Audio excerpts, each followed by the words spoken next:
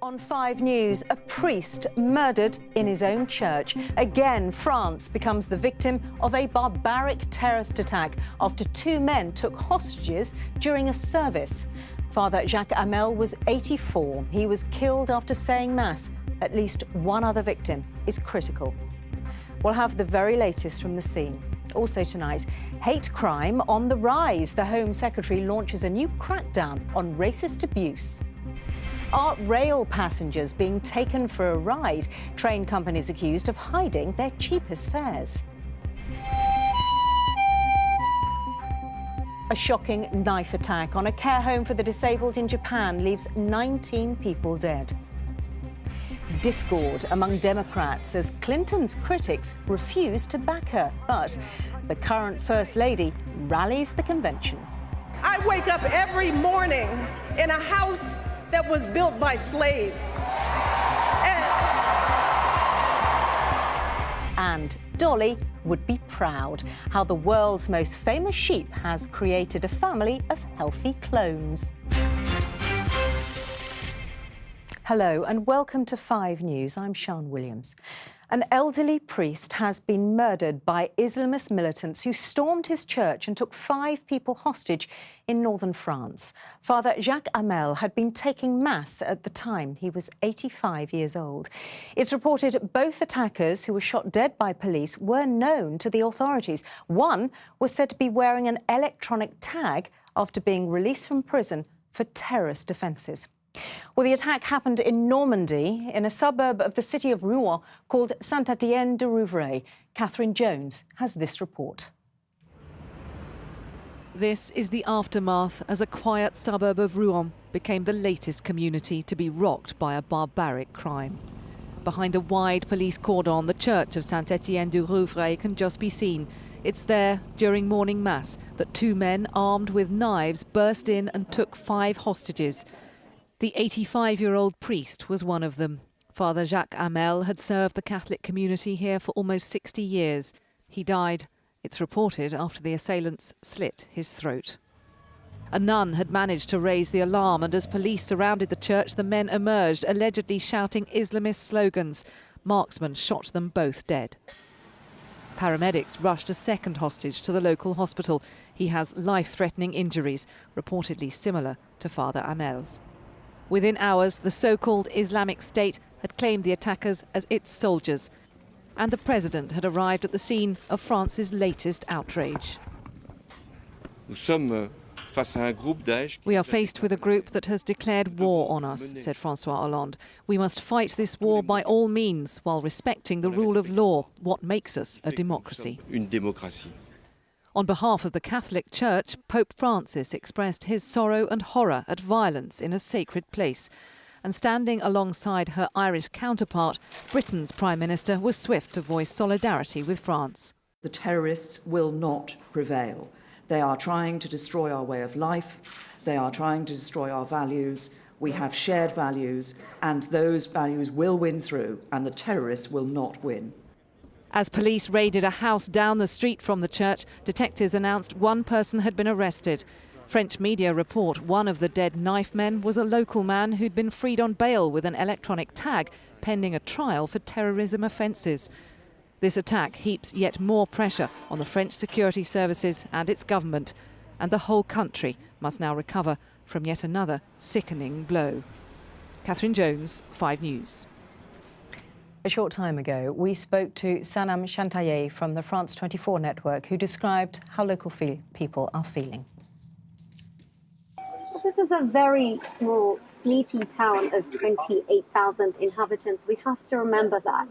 And it's a very Catholic part of France, a city some are saying could have been part of the soft target campaign by the Islamic State group.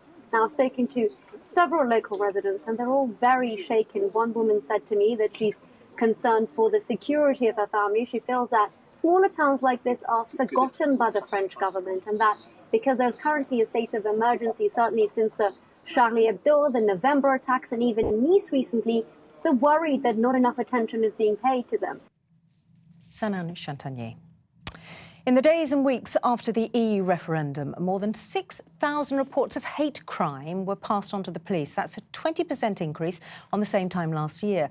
With the government now looking at whether enough is being done to tackle this sort of abuse, Julian Drucker has gone back to a Polish cultural centre which was daubed with racist graffiti a few days after the UK voted to leave.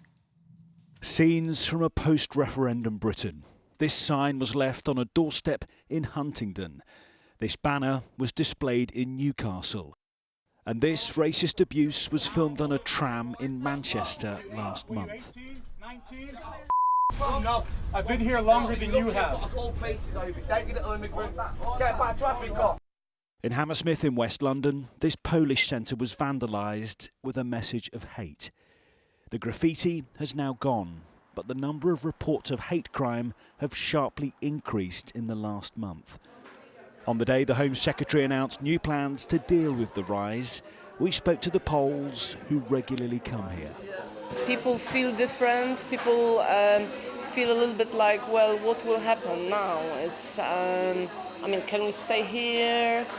Do we want to stay here? Worrying and scary, to be honest, because it means that, you know, if someone is taking this kind of action, that this is just the next step is physical violence.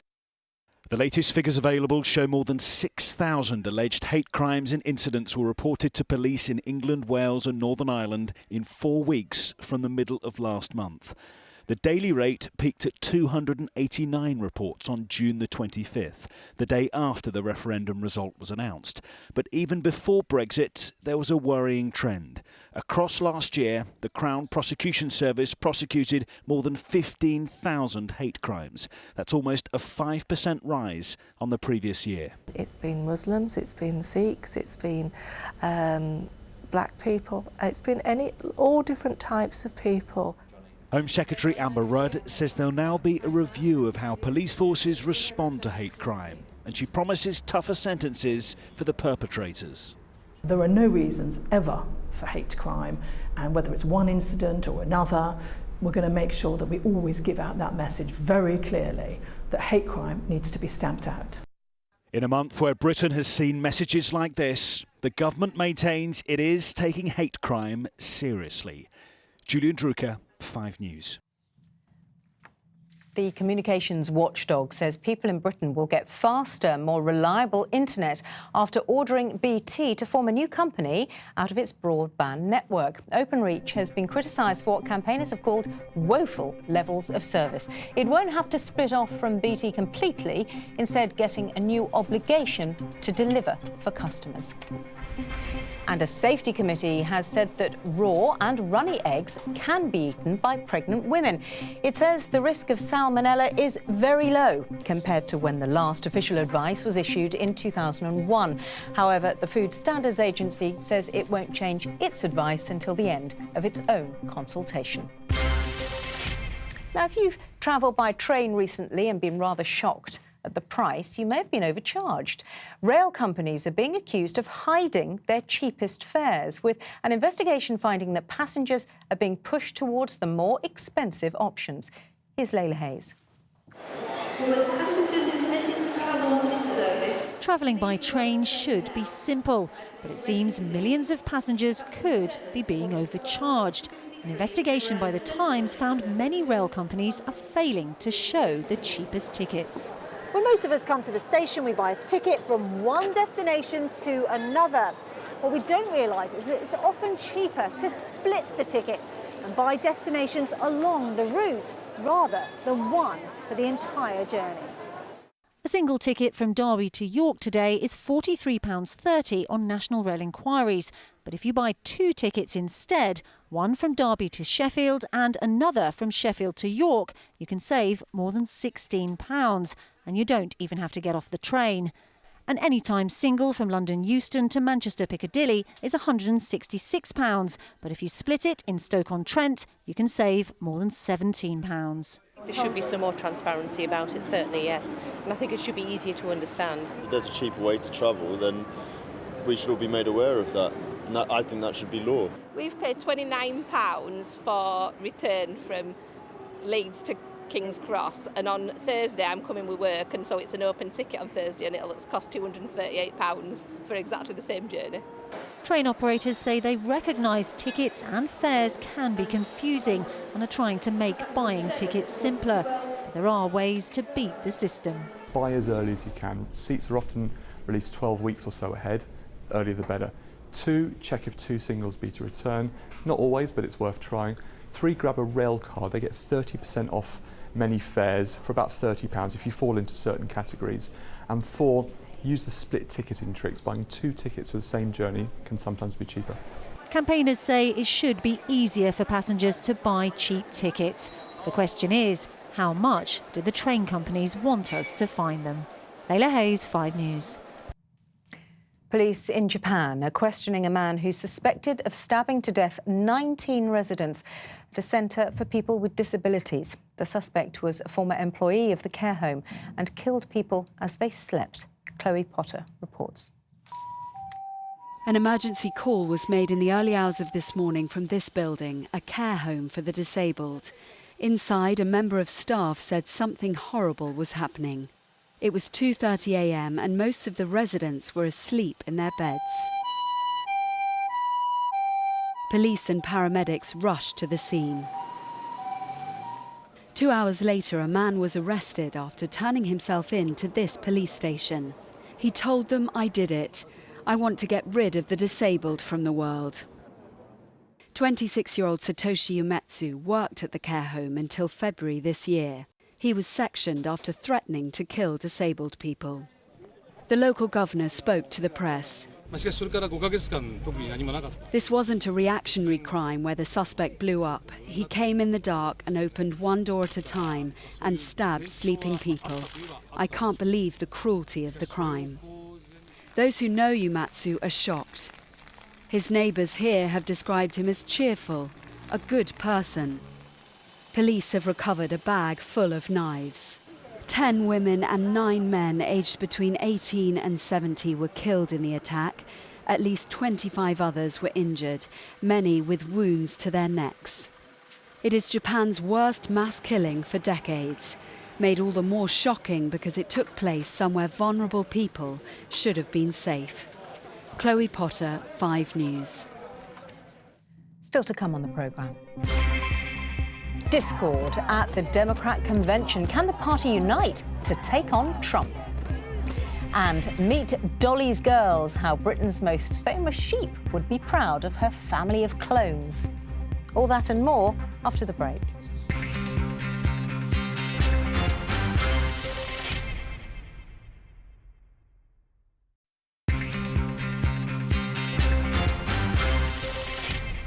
Hello and welcome back. You're watching 5 News.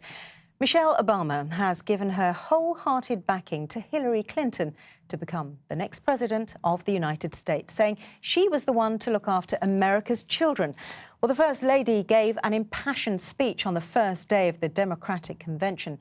But, as Jessica Omery explains, the party is struggling to stay united in its fight against its Republican rival, Donald Trump. Don't let anyone ever tell you that this country isn't great, that somehow we need to make it great again, because this right now is the greatest country on earth. It was a rousing endorsement by one powerful woman for another.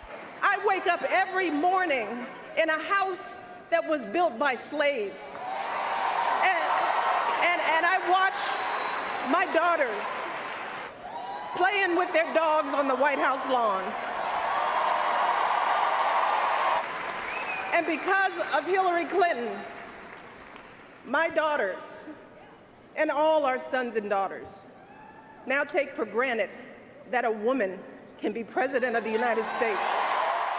A brief moment of unity in what was a troubled night for the Democrats in Philadelphia. The party convention will be announcing Hillary Clinton as their presidential nominee. But in the audience, fans of her rival Bernie Sanders didn't hide their anger at speakers urging them to swing behind Hillary.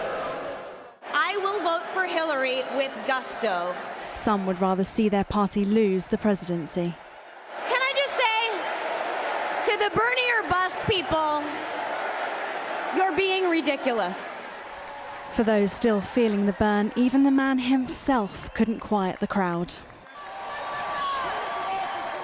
Hillary Clinton will make an outstanding president, and I am proud to stand with her tonight.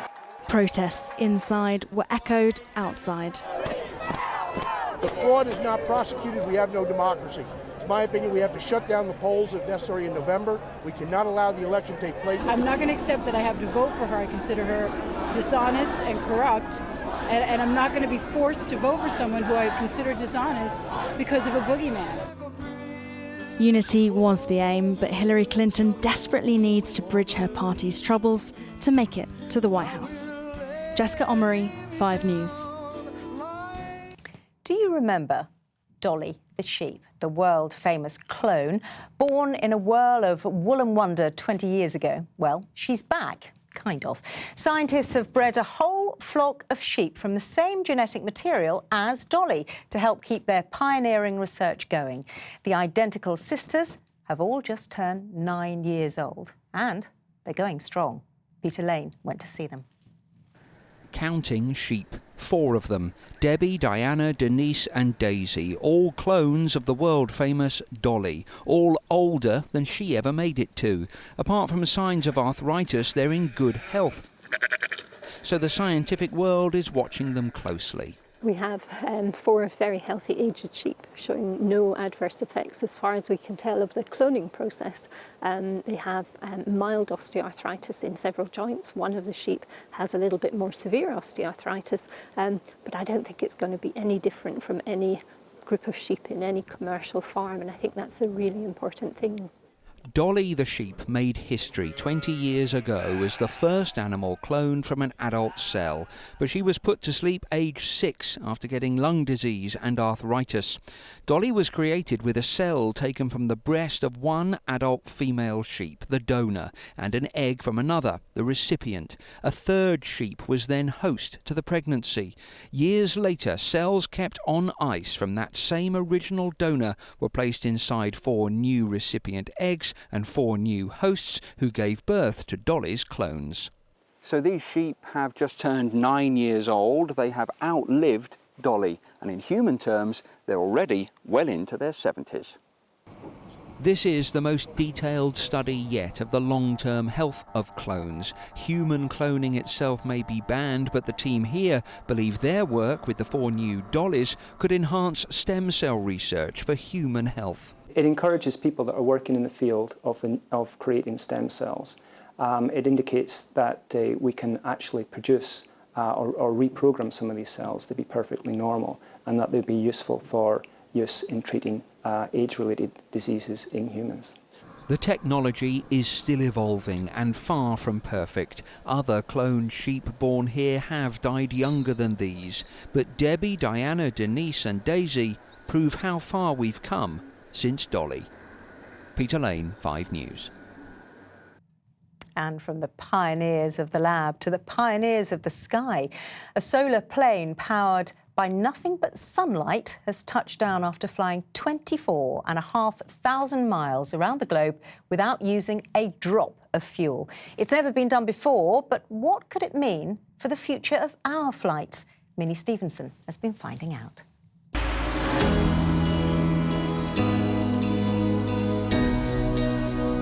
Now, it may look like something straight out of Gotham City, but this is no sci-fi fantasy. Flying above Manhattan, you're watching the first round-the-world flight in history of a solar-powered plane. Spanning 4 continents, 3 seas, 2 oceans, and even passing the pyramids of Cairo before landing last night in Abu Dhabi, with some very elated pilots on board. We made it! The future is me, the future is you, the future is now. Let's take it further. Good luck to all and thank you for your welcome. Since its takeoff in March last year, Solar Impulse 2 has made 16 stops across the world without using a drop of fuel. But we had to ask their mission control in Monaco today whether relying entirely on solar power made them at all nervous. I mean, you can run out of fuel on a regular airplane, but you certainly can't run out of sunshine if you plan correctly. So it definitely involved a lot of planning. Certain flights were very challenging crossing the Pacific. The plane has a wingspan wider than a Boeing 747 and contains 17,000 solar batteries to power it. So given that this mission costs nearly £80 million, will we be jumping on a flight powered by the sun for a summer holiday anytime soon? It's not that significant when it comes to commercial aviation just yet. You need a massive wing with a very light fuselage. We don't really have the technology yet to take 300 paying passengers. We, as humans, are simply too heavy. We may be some way off solar-powered flights for all, but this latest mission has proved anything is possible. Minnie Stevenson, 5 News. What happens when it's cloudy? We'll have the weather for you in just a sec. Before we go, though, Simon's here to tell us what's coming up on 5 News tonight. Hello, Simon. Hi, Sean. Yes, we'll have the latest from the tragedy in Normandy. Also, we'll have the latest on banking. And could you be charged interest on your bank account in the future? More than 1 million RBS Group business banking customers have been sent a letter warning that they may be charged fees on their accounts. We'll be looking at what it means for customers and what you can do if you're worried about it. Simon, thank you. That is it for us for now, though. Sian Welby has the weather next. I'll see you again tomorrow at 5. Simon, of course, back at 6:30. Thanks very much for watching tonight. Goodbye for now.